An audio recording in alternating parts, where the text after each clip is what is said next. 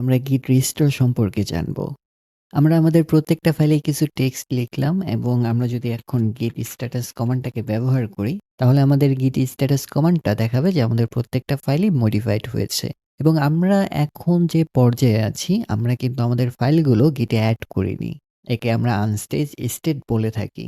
আমরা যদি চাই আমাদের এখানে water.txt ফাইলে যে আমরা চেঞ্জেস করেছি, আমরা চাচ্ছি যে আমাদের প্রিভিয়াস কমিটে যা ছিল সেটাই থাকুক। যেহেতু আমরা এখনো কোনো কমিট করিনি এবং আমরা এই জিনিসটাকে রিস্টোর করতে চাচ্ছি, এর জন্য আমরা git restore কমান্ডটাকে ব্যবহার করতে পারি।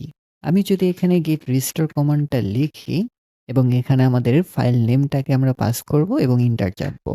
তাহলে আমরা দেখতে পাচ্ছি যে আমাদের water.txt ফাইলে আমরা নিউ যে টেক্সটগুলো রেখেছিলাম সেগুলো এখান থেকে মুছে গিয়েছে এবং এটা শুধুমাত্র কাজ করবে যদি আমরা অ্যাড না করে থাকি। যদি সহজ ভাষায় বলি, এটা জাস্ট আমাদের ফাইলের চেঞ্জেসগুলোকে আনডু করবে। এখন আমরা যদি চাই আমাদের প্রত্যেকটা ফাইলে যে টেক্সট চেঞ্জ করেছি সেই জিনিসগুলো প্রিভিয়াস স্টেটে ব্যাক করুক। এই ক্ষেত্রে তো আর আমরা প্রত্যেকটা ফাইলের নাম এভাবে লিখবো না, তাই না? আমরা জাস্ট তখন এখানে ডট দেব, তারপর এন্টার প্রেস করব। তখন দেখতে পাবো আমাদের এই ফাইলে যে চেঞ্জেস গুলো ছিল সবগুলো আমাদের ডিফল্ট স্টেটে ব্যাক করেছে।